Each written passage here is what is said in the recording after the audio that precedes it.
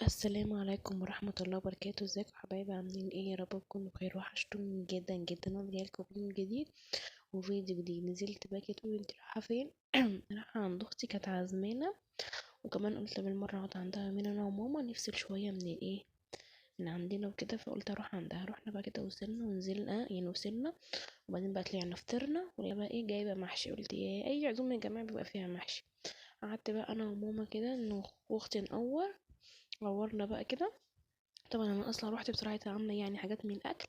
لقيت عامله تسبيكه ومعصجه اللحمه وسلقه البطه.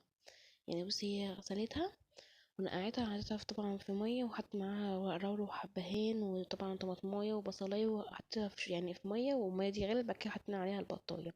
لقيتها برضو عامله الخضره غسلاها، وجايبه ورق عنب معلب وايه ورز. طبعا هي التسبيكة وهي التعصيجة. طبعا انتوا عارفين ان دلوقتي مفيش ورق عنب يعني طازة، اللي هو الأخضر يعني، مفيش الا المعلب بس. هنا ابن اختي عايز يعمل معايا، فقلت خلاص عبال من حاجة هتبدأ تيجي، انا ايه همسك صينية الجلاش هرصها. أول حاجة بقى دهنت كده الصينية سمنة. طبعا كنت مسيحة السمنة دي وحاطة فيها بيكنج باودر عشان خاطر البتاع ما يبقاش يعني مش يبقى منفوش كده الجلاش. وارص نص كمية الجلاش، وبعدين النص التاني، فاهمين؟ يعني احط نص لفة الجلاش، وبعدين احط اللحمة، وبعدين احط النص التاني، ورص بقى بين كل رق ورق. هحط سمنة. طبعا انتوا وحشتوني جدا، بقالي كام يوم منزلتلكمش فيديو، بس غصب عني والله العظيم. انتوا حتى يعني صوتي، عندي برد يعني دور برد كده الحمد لله. فدول اصلا مش عايزه اتكلم بصراحه معاكم عشان متقولوش صوتك عامل كده ليه، بس طبعا مقدرش يعني استغنى عنكم. بس والله العظيم صوتي، انتوا حتى سامعين صوتي عامل ازاي. بس كده، فانا بقى قلت اروح عند اختي كده وافصل شويه، بسبب بجد المود والجو بجد الايام دي ساقعه جدا. احنا يعني يعتبر رحنا يوم الاحد، لا لسه خلاص يا رب، رحنا يوم الاثنين. الجو كان صعب قوي. طب سبحان الله، المحشي جه في وقته على فكره يا جماعه. احنا والله العظيم ما عارفين يبقى الجو برد طبعا ولا اي حاجه، واحنا قلنا نعمل محشي. لقينا بسم الله ما شاء الله الجو كان تلج تلج. انا طبعا البت عندها يعني، فالعيال بيفتحوا الباب كده، قلت ايه ده، ايه الساعه دي؟ قلت ده الجو. قلت يا نهار ابيض، احنا قاعدين في نعمه. طبعا البوتاجاز شغال نار وكده، فمش حاسه بالبرد. يعني احنا قعدنا نعمل حاجات كتيره اكل، فما حسيناش بالبرد. طبعا احنا كنا حاطين اللحمه وظبطناها كده ورصيناها، كان نحط بقى بقيه الجلاش ونشوف هنعمل ايه تاني. طبعا انتوا عارفين لما بغيب عنكم باجي اخش الفيديو واقعد ارغي. طبعا انتوا عارفيني خلاص، فانا مش قادره. انتوا شايفين انا بعمل ايه، بس انا هرغي معاكم.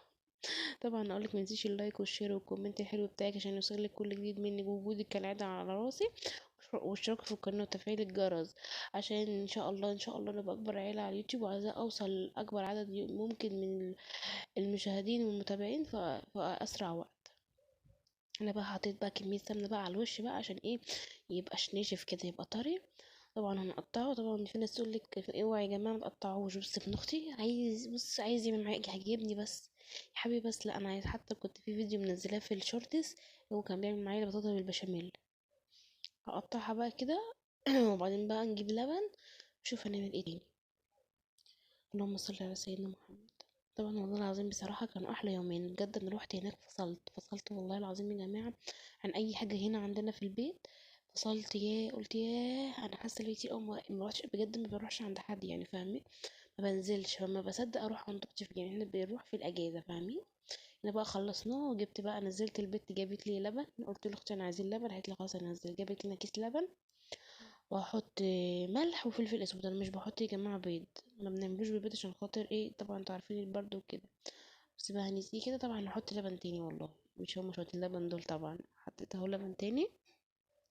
جربيه يا جماعه والله العظيم، من غير بيض مش هيبقى، مش يبقى منفوخ معاكي وجميل وزي الفل. مش هتقولي مثلا اصل البيض بينفخه، لا والله، وبالعكس بيبقى جميل، ومبيبقاش فيه اي ريحه زفاره. هنا بقى ايه، اختي قالت لي بصي ده جوزي عايز لحمه، فقلت لها خلاص طب نعملها ايه. راحت قالت لي طب اسلقي اللحمه كده ونعمل تقليه صيدي. تقليه صيدي، يقول ايه ده يا جماعه التقليه صيدي دي حاجه عندنا في البلد بيقولوا عليها تقليه صيدي، اللي هي هنا بيقولوا عليها طاجن بصله، بس يعني بنقول عليها تقليه صيدي.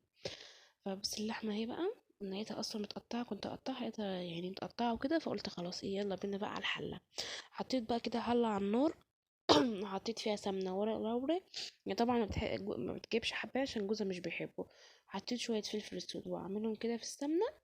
بعدين بقى نحط اللحمة كده نشوحها ونديها صدمة عشان ما تنزلش اي مية او تنزل يعني او تنشفها وكده، لا. وحطيت طماطمايه.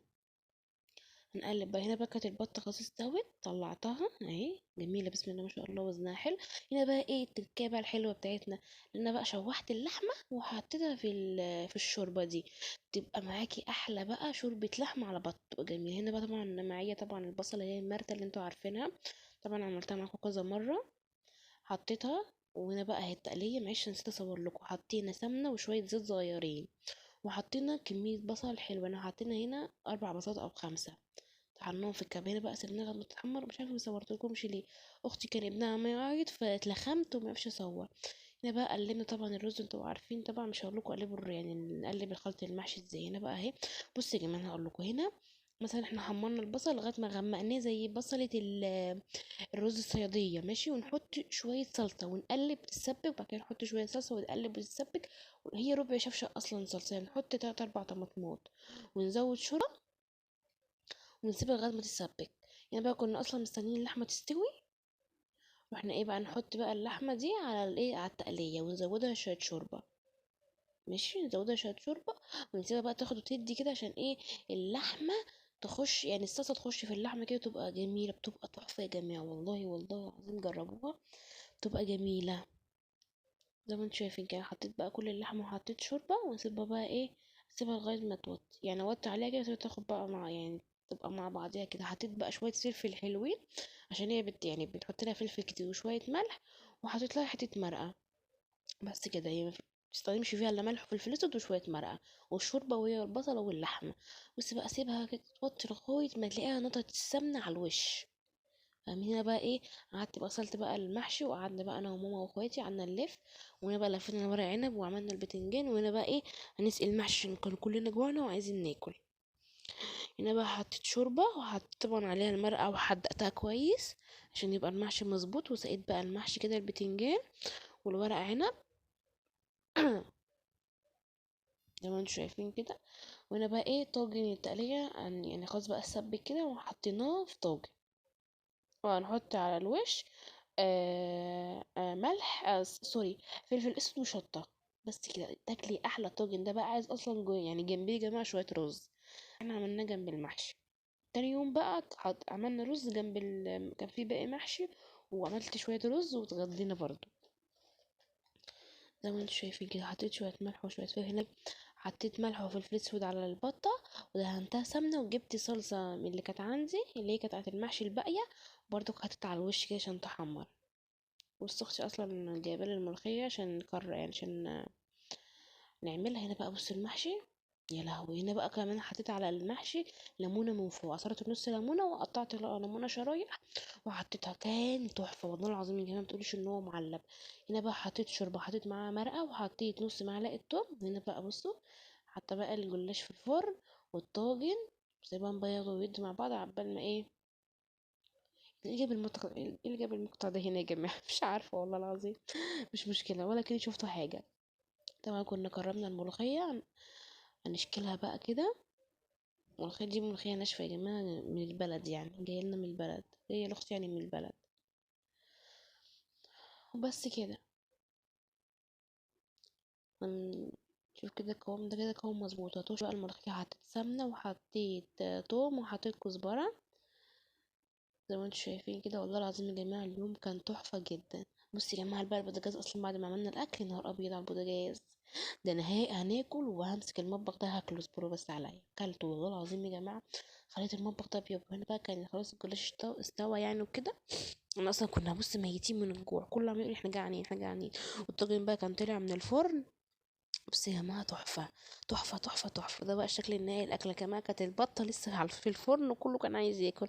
بص يا جماعه سفره تحفه تحفه تحفه.